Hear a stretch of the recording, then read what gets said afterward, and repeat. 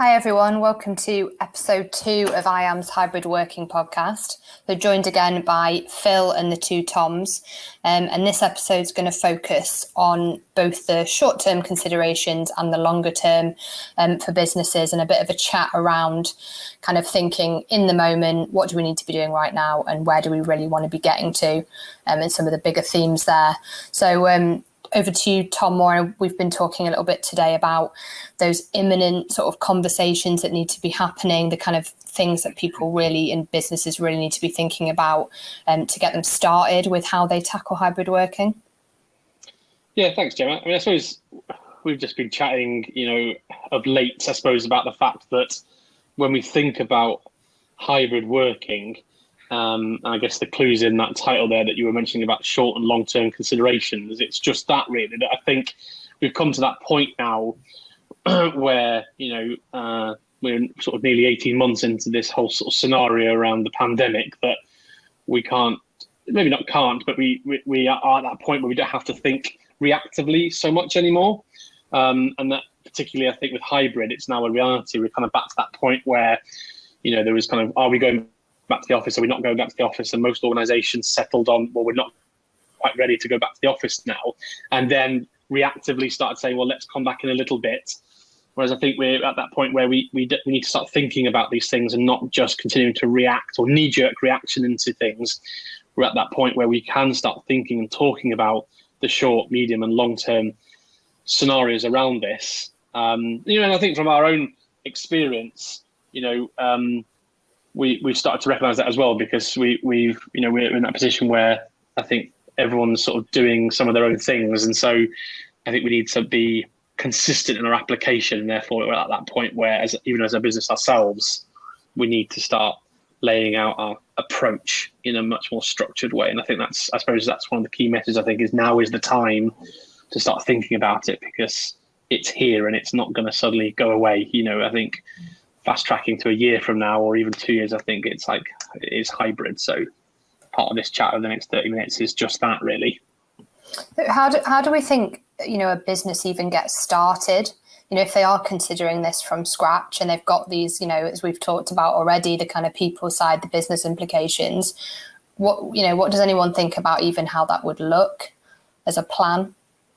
See, I think the first step really needs to be talk to your people. I mean, it sounds sort of really obvious, but we've all kind of spoken about the need for it not to be a kind of top-down, this is what hybrid is, kind of like it or lump it. And there's that human element to it of what do your people want, but also that human element of you're going to be asking a lot of departments to change a lot. From, as simple as how managers manage and lead teams, how senior leaders gain overview and oversight, how data is gathered, and probably most forgotten about the poor IT department, who goes from here is a nice controlled internal network to, oh, by the way, we've got 600 people signing in from home networks that are of questionable security. You should probably sort that out. And up till now, they've kind of just had to make it happen, which is everyone's favorite phrase in the workplace, as we all know. Whereas moving forwards, by talking to them, asking them, learning from what's happened over the past year and a half, businesses could kind of really turbocharge the next year and a half and avoid some of the same challenges and, dare I say, mistakes that have happened over the last 18 months. Yeah, that's a good point, because I think one of the key activities, like what you were saying there, Tom, is by speaking to your people, you can learn what has and hasn't worked, because there does need to be that process now of we've had interim solutions in place. We've kind of brought something in potentially quite quick and kind of even made do. And there needs to be that review, including your people, to say, well, what did you like and what didn't you like? What systems are working or not working? And what do we potentially need to scrap off and look at replacing as a more long-term solution? Or does it work? And actually, let's keep that in place. We don't need to blow more budgets, and if it's working, but your people are going to be a great insight there as to what happens in that space. Because too often you see it where technology is delivered to employees rather than being involved in that process of bringing it in. So how do we get that information then? How do we have that conversation? Do we have any ideas on whether it's, technology or one-to-ones? Like, what forums are there for us to find out? I mean, I think a lot of that is going to be driven by the scale of your business. So if you're a small business, I don't think there's really an argument against literally jumping on calls with people and having a genuine conversation. If you have 10,000 employees across several countries, that's less viable, obviously. And that's where you kind of, to my mind, you've got things like pulse surveys, which now could serve a really strong purpose. Whereas historically, a lot of businesses have perhaps used them for, oh yeah, we do a pulse survey. Do we do anything with the results? Questionable sometimes. Now's the time to really look at those and see what your people think of the solutions. So I think they would be probably the most powerful in larger businesses. Great. And how? Sorry, Sam. Go on. I was fine. I was going to say, I think some of this as well is potentially, it's kind of finding the right time to pull that feedback in, and maybe you're going to need to do it at a number of different points. I guess I'm thinking that, the point about approaching your people and getting their input is spot on. It's got to start with a conversation. And, and I think, you look back, you made the point there about, mistakes. And I think, we look back at our own experiences, and we've probably made our own mistakes as we've gone through this. And you only have to open up the papers and you can see the mistakes that some organizations are admitting they've made, where they maybe try and take a one-size-fits-all approach to this and say, right, the blanket approach to this is you can work from home 2 days a week. But some people might say, well, I don't want to do that, or those 2 days a week don't suit me, or I'd rather come to the office 5 half days a week, whatever that approach might be. So I think you've got to maybe go out and start to get people's opinions. But then maybe I also think there's always a danger, and this is true of anything really, where if you kind of go out with a blank piece of paper, you will probably get every answer, some of which just aren't realistic. So I think you maybe need to find that way of getting feedback in, so you can start to understand what are the common pain points and challenges for your organization and for your people.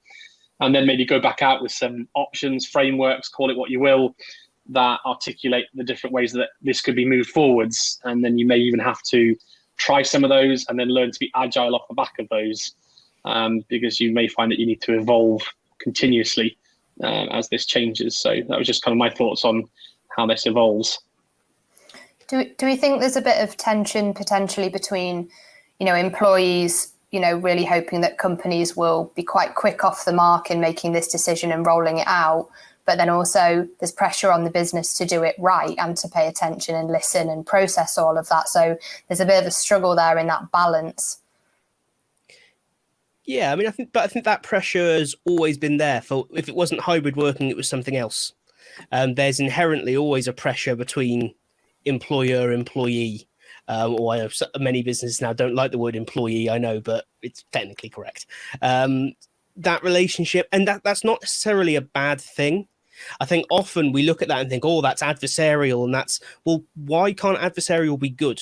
Adversarial is about challenging the other to do better, or to prove a point, or to work together and find a compromise that works for everyone.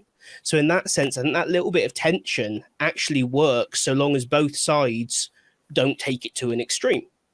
This is why we have things like unions. I think are going to play a huge role in that relationship over the next year, and a truer understanding of that role is not about you're in trouble so you have to go and get this person to help.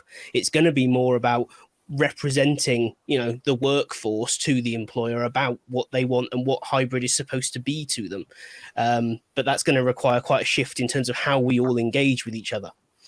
Because if it does become adversarial, as you say, it's going to become very challenging for anything positive to come out.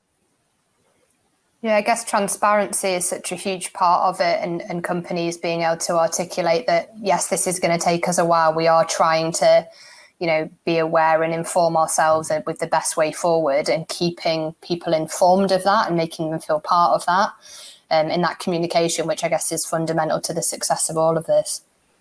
I think and I think, the big thing here is there's not just transparency, it's communication, and I think that sort of antagonism and tension will probably only come if, I think everyone recognizes sometimes that these things don't happen overnight, but if you just sit and don't do anything and don't tell anyone that you might be doing lots, but if you don't tell people that you're doing those things, then that tension will build. I cast my mind back to when we were doing a big change program at United Utilities. One of the things that we did very early on was involve the trade unions, so they understood the change and what was coming, and the fact that change had to happen because of the regulations that were changing. But they were involved early on, and they were a strategic stakeholder. And I guess that's just the same. Fundamentally, what we're talking about here is just change management. And if you do that well and communicate and tell people that you don't have all the answers, but maybe there's some things that you're doing immediately, you might be saying, hey, look, there's a few things we can change right now, as in, we can make these benefits available, or we can, make this technology available, whatever they are. There's some quick wins you probably can do. And you say, in the meantime, we're going to form this working group or do this, and we're going to think about our bigger picture. And when we know what we're doing, we'll let you know. And then you just regularly keep people updated so that they know what's happening. That's just kind of good best practice that will pay dividends here, I would suggest. Yeah, I know a friend of mine that works for quite a large company where they've, because of the scale, they've actually let each sort of manager decide for his or her team what's best for that team in terms of the hybrid model. So rather than trying to take on that huge scale and take into account everyone's perspective, they've actually empowered, locally, and just said, we trust you to, decide what's best for your team and work with them, which I guess is one way to kind of reduce that I guess, ask of trying to make it equal and fair across, a huge organization. But then it has its own inherent challenges when you're letting, a personal preference or, a person steer that. Yeah, I think we kind of touched on this in kind of the first episode, didn't we, where there's going to need to be a shift in what businesses measure. Because if the business is still obsessed with who's sitting where and for how many hours were they sitting there, then it doesn't matter whether it's localized or top down, hybrid doesn't work, because you can't measure that and offer the flexibility that is a hybrid work environment. Whereas if that kind of central part of the business does allow some of that power to go to a more local level, allows greater flexibility, that's where they're going to see benefits. But you're absolutely, they're going to face the challenge of not having total control. But there are businesses that have been doing this since they were created. That's why they've succeeded. It's quite interesting when you look at the sort of super successful tech businesses, whether it's Google, Microsoft, Apple. They're not known for their super kind of you must be at your desk 9 to 5 approach to doing work, are they? They're known for being cool and hip and at the edge of the business world, except now the edge of the business world seems to be all of us, which is great, surely. So it's quite interesting to see that it's being couched in a lot of businesses as this is a huge challenge unheard of by anyone, and yet actually some of the biggest businesses in the world dealt with this problem 10, 15 years ago, some of them, and they're almost like a blueprint, saying, look, it's worked really well. Look, we're worth several $1 billion on the stock exchange. It can work. It's just, to my mind, it's more of a choice of, do you want it in your business, or do you just want to say, oh yeah, we're a hybrid business? There's a big difference between the two. Yeah, I think if you are empowering locally, I guess one of the challenges there is that teams look at other teams and say, hang on, why can't I work fully remotely when this other team does? I've got the same role and responsibilities, the same need to be in the office or not. So, a kind of possible pitfall of that is when you don't have that consistency, you don't have that one rule for all, you open yourselves up to people being dissatisfied by how it's being run in different areas if they don't feel it's fair. And I guess that fairness, that equality, that inclusion piece is one of the biggest hybrid working challenges that businesses are going to face. Yeah, it's that whole, you're kind of touching on there, almost like, people feeling disadvantaged perhaps by being in different parts of the business, or even that kind of concept of being digitally disadvantaged. How do you kind of create that balance? It's a tough one. I suppose really it kind of comes back to the core values of your organization. And I guess if you're having some of those challenges, then maybe the problem is bigger than just hybrid working. it's kind of like some of this might, unpick and require you to go back and have a bit of a harder and tougher look at the wider culture that you have, and to examine that. And that's why some of these things are not going to be quick fixes, because they might, they may uncover things as you sort of lift one rock and find a load of gerbils and put it back down and lift it back up again, and they've multiplied, and it's kind of like that kind of expansion of problems, I think, will be one of the things that happens with hybrids. And that's why I guess it comes back to that bit around having to possibly be agile and flexible. But I think it does start not only with your people, but probably with your core values. And that's why some of those businesses who probably feel that they've got, a real focus on maybe kind of trust and transparency, and that's at the core of what they do and how they've always worked, will probably flex into this very well. But maybe those kind of more top-down or, sort of autocratic sort of businesses might find it harder, because this is about devolving trust. And it's about allowing people to, if they are dissatisfied, say it, and not immediately have the business jump into defense mode that says, we're right, you're wrong, we pay you, be quiet. Because historically, usually in nicer terms, but that is how business has worked. I want to work at home. Well, that's not the job you applied for, so too bad. That would for a long time have been considered a perfectly reasonable response. Now it's just the market has changed, where people are finally saying, okay, that's fine. Here's my notice. I'll go and work somewhere that will give me that flexibility. And so whilst it may not suit everyone, I don't think many businesses are going to be left with an option in the long term. I think there's an increased awareness of this now. People know that flexibility is available to them in the workplace, for some people for the first time in their working lives. Not to mention the fact that we've got several generations now that it is just an expectation that work will be flexible, and that work isn't life. It's and that they do intend to have a very good and sort of powerful personal life around their job, and not have their job take over their whole lives. I think that's definitely a piece of kind of training or skills that definitely needs to go out as well, isn't it? About people learning to have a work-life balance, which sounds odd in some ways, but it's kind of the typical trap, isn't it? When you work from home, that you end up dealing with that particular email because you've seen it ping through on your phone, because you've got more technology on your personal phone potentially. So I think there's that kind of, I guess it falls more into a culture awareness, like what we were saying again, but making sure that people know that it is okay to sign off. You don't have to log on to your app to show that you're online just to make it look like you're working. So it's kind of like getting it out, whether a comms, a simple piece of e-learning resource, whatever it might be, to say it's okay to have a balance. And I think L&D's got a big role there. If not in saying it outright, then embedding it in all the learning. Because I think sometimes we think about, we're going to do a course about switching off. But actually what you want in an ideal world is that message constant throughout every learning experience. Those core, if it's part of your core value of your business, you don't want to just say, well, this is the instance in which we trained our core values. You want to say, well, look, we cover it here in detail, but actually these core values play a role in every single learning intervention because we're always talking about them. And I think that's sometimes the L&D involvement in the cultural bit that gets overlooked. It goes beyond that first instance, that setup piece. It's about that sustained messaging over every bit of learning.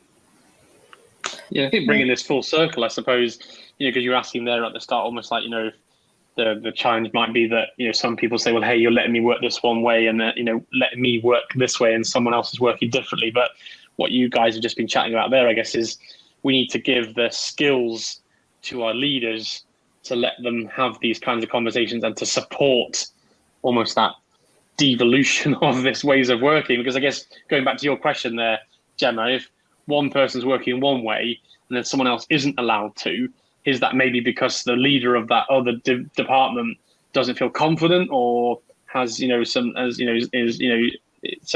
think it's about, I think we came up with a quote the other day that, which wasn't necessarily ours, but this idea of, people think of your people like chess pieces, not checkers, so everyone's going to be slightly different, but you also then need to give your leaders and your managers and your team leaders the skills to help them facilitate this change. Yeah. I know, Phil, you sort of talked there a bit about, the kind of core values and the culture, and we're sort of saying that needs to be in the training. I guess that gets especially complicated when we start thinking about onboarding, in terms of how do you get someone absorbed in the culture? How do you get them up to speed with the values the organization has, if they're not in the office, if they're not experiencing it? And actually, typically you kind of be thrown in the deep end, wouldn't you? And kind of be surrounded by that. If we've got, we've had people obviously that have been onboarded entirely remotely. Now we've got that opportunity to maybe bring them back into the office a little bit, but we've got other people that won't be in. So the whole onboarding experience has changed. What do you think are some of the challenges around that?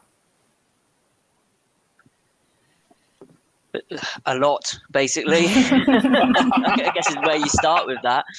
I guess it comes back to, well, there's an initial need, because if you're going to remain hybrid, then potentially you're in the here and now and having to change your onboarding as you go. So I think it's important to remember you don't need it to be final to roll stuff out. I think across the board, regardless of any technology or any solution that we bring out, everybody always wants to launch it when it's 100%. And nothing's ever going to be 100% until you put it out there and you trial it and you learn from it.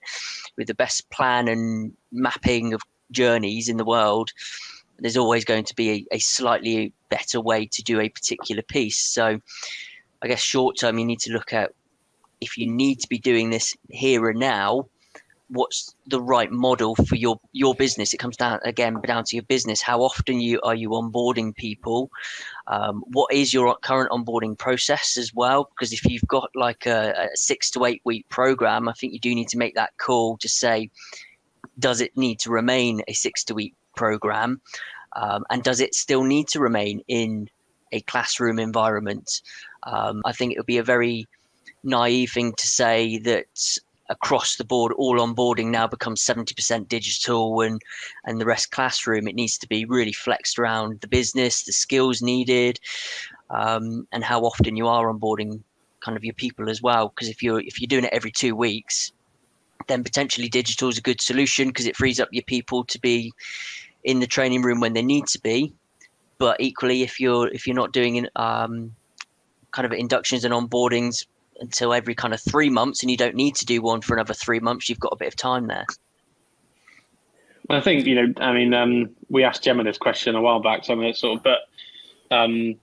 she went through the onboarding, I think the piece that she touched on that was really nice was that, I guess these days it's as much a culture shock coming back into business as it is suddenly working from home. And I think the key perhaps with some of this onboarding stuff as well now is remembering to go at the pace of remember to go at the pace of the people you're bringing in, and you might even have to go at the pace of the slowest person, because people are going to respond differently to some of this stuff now. And people, have spent, it's not like, I guess I can't remember the stat, but it's almost like, when you try and get someone to change something, you have to do it a certain amount of times before that kind of becomes embedded. Well, I'm pretty sure, 15, 18 months at home, most people are now pretty much sort of used to that kind of environment, bringing people back into the work environment where it's busy and there's quite a lot of people, and it's frantic, and there's a lot of dialogue going on. That can be overwhelming for a lot of people. So it's that kind of mental health and that mental capacity to step into this stuff is something I think that's got to be given a lot of thought. Yeah, it was so good that you gave me that choice. I think typically it makes sense for so much of onboarding and induction to be in the office and with the people you're going to be working with. That's how we've traditionally done it. But thankfully, you were very relaxed on that and sort of said, come in for a few days, see how you feel.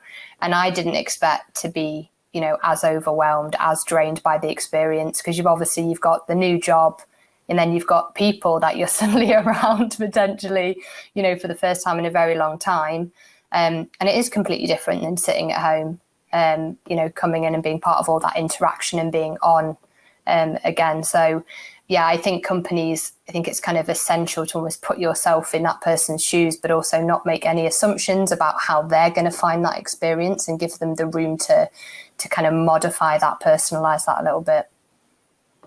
It's really interesting because I like research. I like reading papers. There's a glimpse into my evenings and weekends at home. But pretty much all the research on the topic says that onboarding training is highly ineffective. It's largely a waste of time, money, and energy.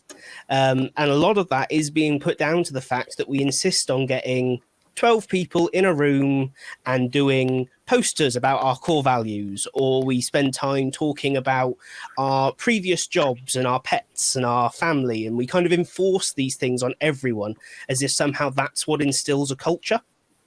And I read a really interesting article that basically said if your culture can't be communicated and experienced remotely, you don't have a very good culture. And that really got me thinking about that's a really good point. We're quite happy to expect and allow people to now work remotely. So why do we not also just demand that our culture works remotely? Whether they never come into the office or whether in the office every day or whether there are some kind of split, your culture needs to be as strong and easily transmissible to that person. Otherwise, you do start creating this kind of second-class onboarding situation for someone who's 100% remote, which I think, as we all know, is going to be a growing section of the workforce. For many reasons. I mean, one perfect example being it allows companies from all over the world to hire people anywhere on the planet. So you can, for the first time, say talent is the single most important thing. If you're the right person, doesn't matter where you are, what your situation is, we will pass our culture out to you where you are. We will bring you into our business, even if we never meet in person. And that's a huge opportunity for a business if they're willing to put the work in to create a culture that can actually be transferred. And I think that's probably the biggest challenge for onboarding, is for those people who will never come to the office, and that's the right decision for them. What do you think about relationship building then, Tom? Because I think that's such a massive part. That's informal onboarding, isn't it? It's, you know, getting to meet your team, building that social currency. And, you know, do we all agree that when it's face to face, it's quicker, it's easier, it's more natural, and we move that entirely digital, it's going to take longer. You know, we don't always have, you know, the body language, we don't always have, you know, the social side of it. What do you think? I'll maybe start it off with a hot take, then everyone else can disagree with me. I'm a very unpersonable person. So being in a room of 5 people and talking to them for half an hour is incredibly uncomfortable for me. And there are plenty of other people like me. I'm not like some mutant freak. Trust me, I've asked. I made sure. My mother had me tested. Something like that. You're not Wolverine then, Tom. I always thought you were Wolverine. No, I would be one of the far less cool ones that just kind of stays. No. I would be like the librarian in Professor X's school. That would be me. But yeah, I think we have to accept that whilst for many of us, we think, oh yeah, being in person is easier. There's actually a large chunk of people where that is the part where we don't dislike people, but it's actually much easier and more comfortable for us to communicate and build relationships at a distance. Because it gives us a slightly larger sense of control, and we can step away or we can just send messages to each other. There's been this kind of long running thing of, oh, well, you need to see each other, you need to talk, sending emails isn't good. Some of the best friendships I've ever built up outside of work have been message based as opposed to meeting in person for a long time. So I think part of that is just the fact that there are benefits and challenges both ways, but we have to accept that there's no one, this is the better way to do it for everyone. And there are a lot of people who historically are that person in the business that doesn't get to build up social capital because they're uncomfortable in a group of large people speaking up and engaging in networking. And for the first time now, those people are on an even playing field with everyone else. Yeah, it's thinking about the solution differently as well, isn't it? It's just because if you do go down the digital onboarding route, that doesn't mean that you never have to speak to anybody, any of your team, and you just sat in front of an LMS doing a bunch of e-learning, and then suddenly you're doing your job. There's a number of different things that you could be putting in there. You could have one-to-ones suddenly with your trainer, and you have regular catch-ups with them. They say, oh, I can use the data in the LMS. I see you've done X courses. Let's talk about those and what do you want to build on? So then you start getting a bit more of a bespoke experience. There's also technology there to do Zoom calls and bring online classrooms. And it's just thinking about those in slightly different ways. You can still create those social environments in a digital onboarding piece and actually potentially be more effective, because we know that when people are in a training room, me and Tom, we've been there before, haven't we? The amount of inductions we've done where people just want to get on and they're sat there, and because you have to build a program around the slowest person in the room, you've got these people that are very clued on, very quick with potentially certain processes and skills. They just want to get on, and they become very frustrated and unengaged in an induction environment where it's in the classroom. So suddenly you've got a speed to competence where people can go at a speed that's comfortable to them. It's that good old fashioned, you can rush training, but you can't rush learning. That's kind of what we always threw around. So if somebody needs 12 weeks to get fully competent, but somebody else only needs 8, then why? Suddenly we've got that environment, and we set up that environment anyway to allow people to do that. So suddenly, there's an onboarding cost taken away straight away, because you don't have them in a training room for 4 weeks when they don't need to be, because they're competent at being able to do their job now. Absolutely.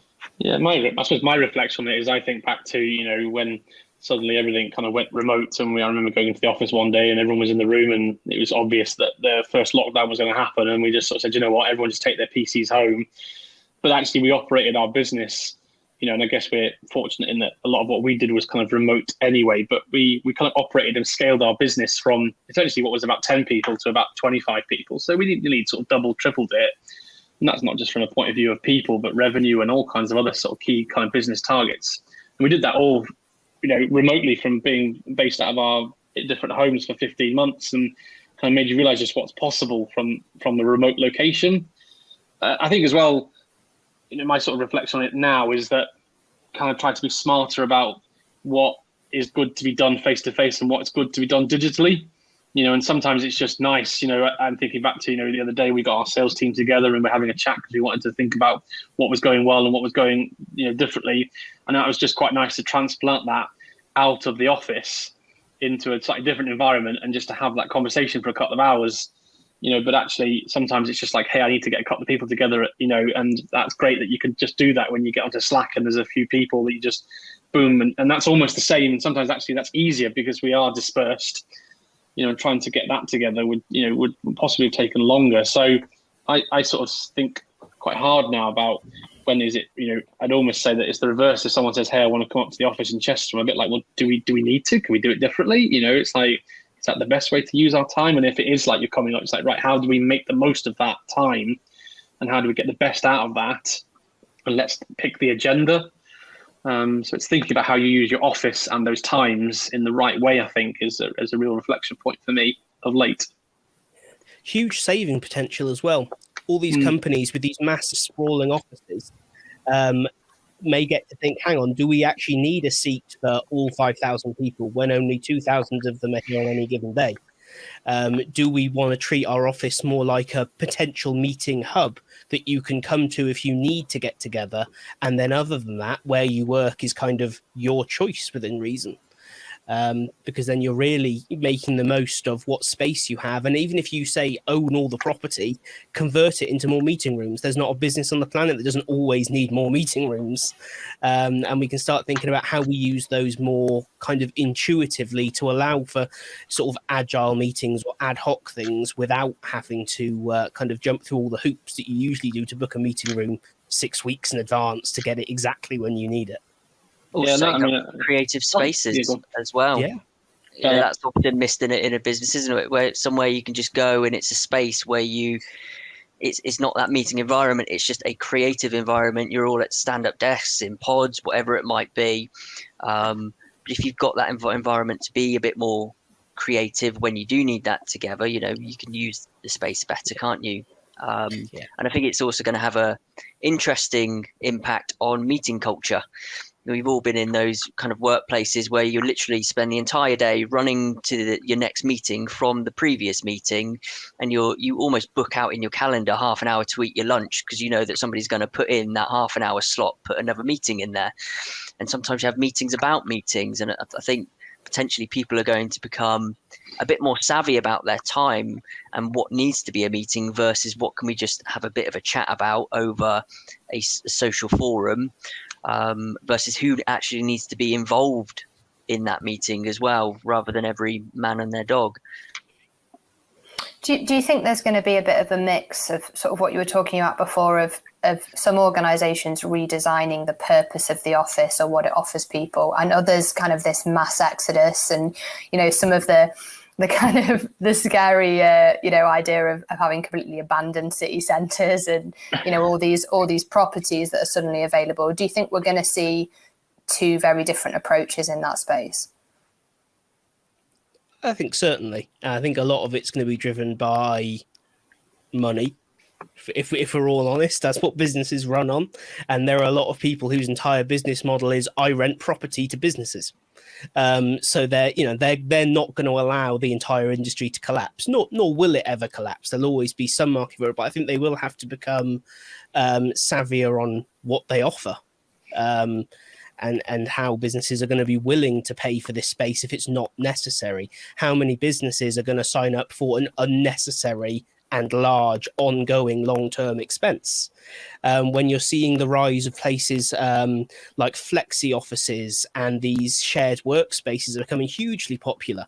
Even here in Swindon, it's not like a massive place. They just opened one up here with like 5,000 shared office spaces that you can rent by the day.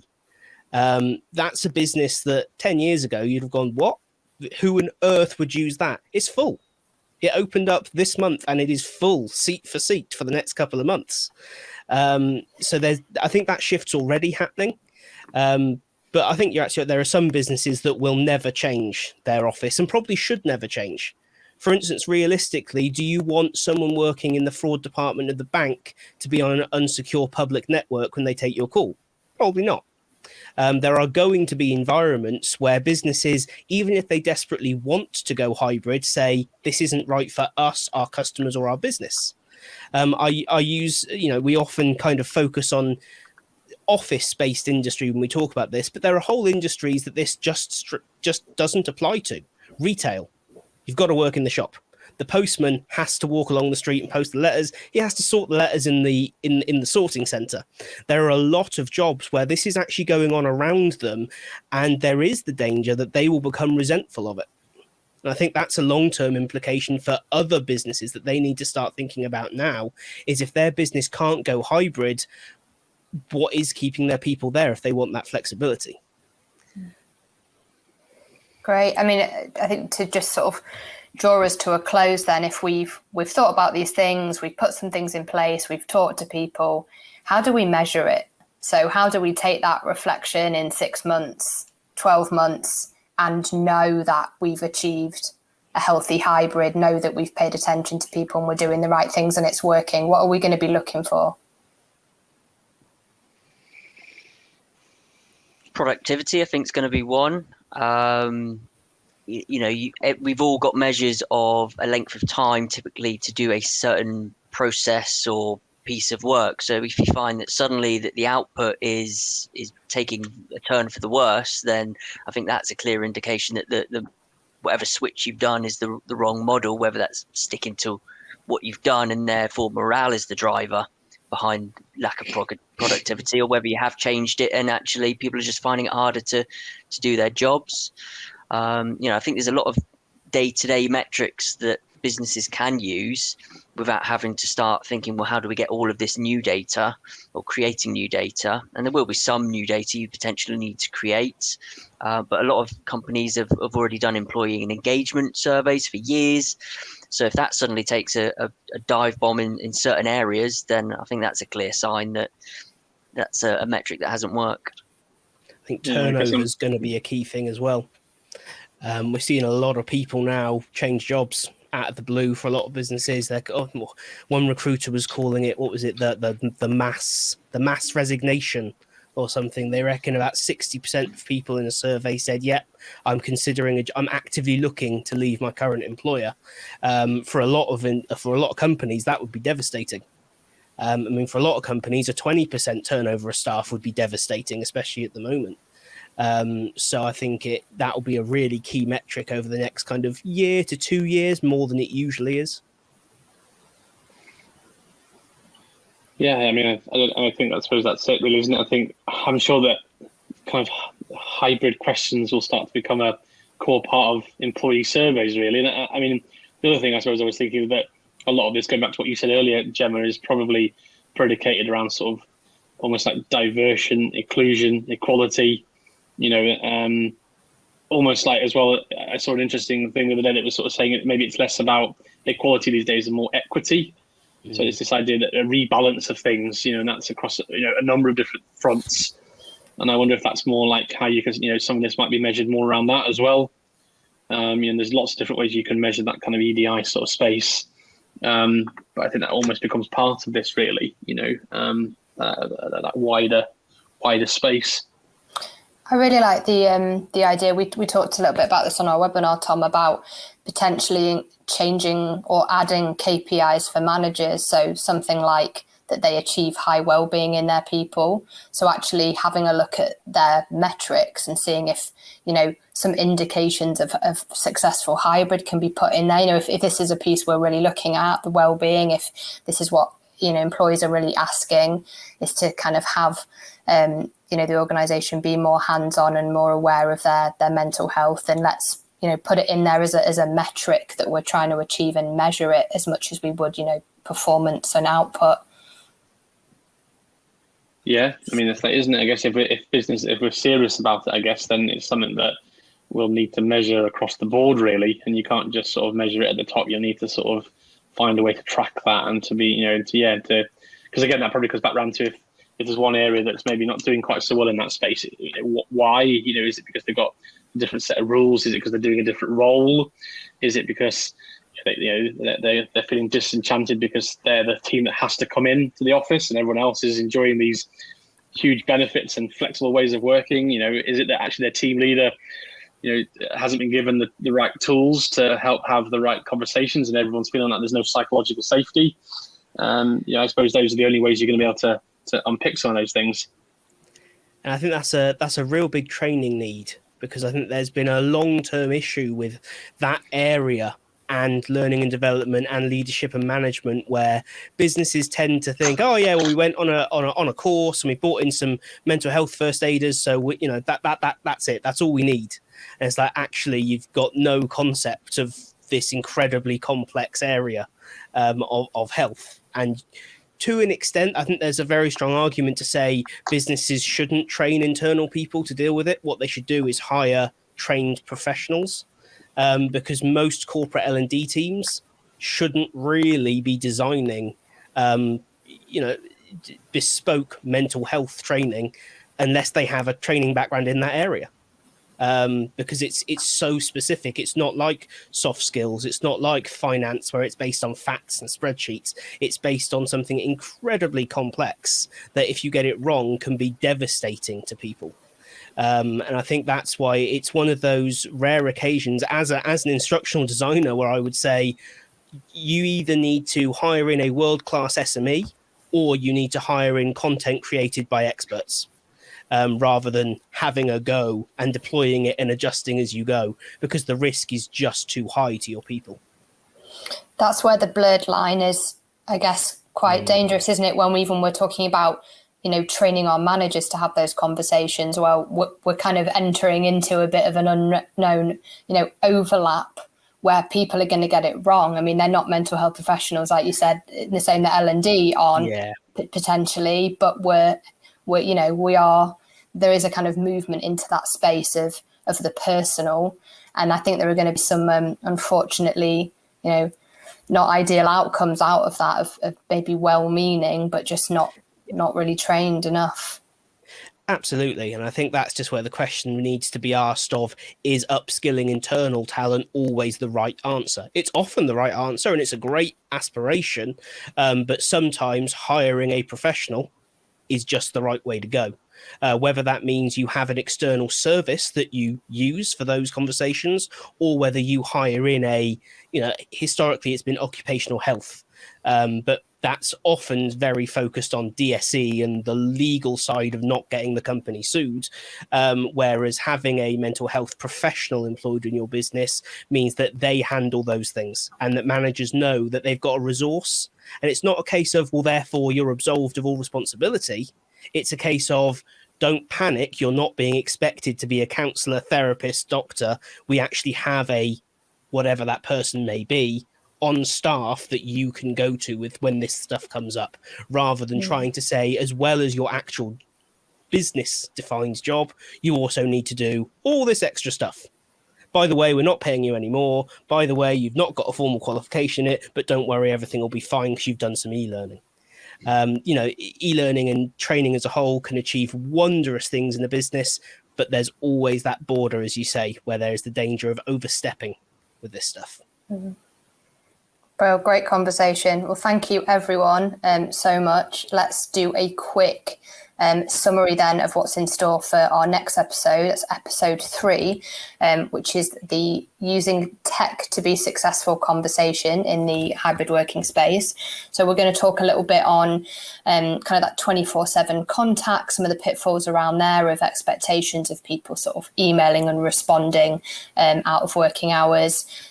Some digital fatigue, whether digital transformation is something that we should just roll out and replace all types of learning or solutions, leveraging the kind of technology people are using in their personal lives, and of course the accessibility piece of how do we ensure that everyone understands how to use it, is comfortable, is engaging with it in the same way, and that we're not just kind of serving the majority.